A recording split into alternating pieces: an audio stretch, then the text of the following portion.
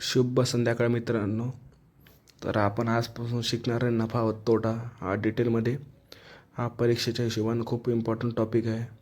तरी आपण सगळ्यात पहिले नफा व तोटा काय असते ते जाणून घेऊ.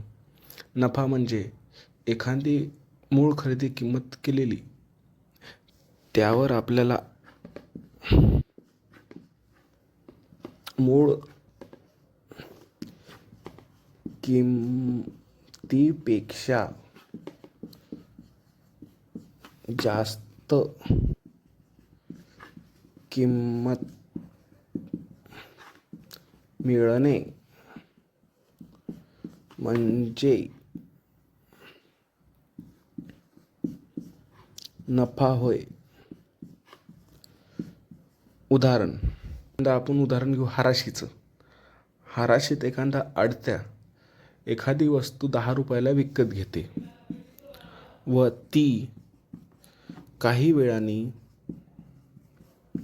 तीच वस्तू 20 रुपयात विकते. तो याला झाला 10 रुपयाचा नफा. आलं का लक्षात?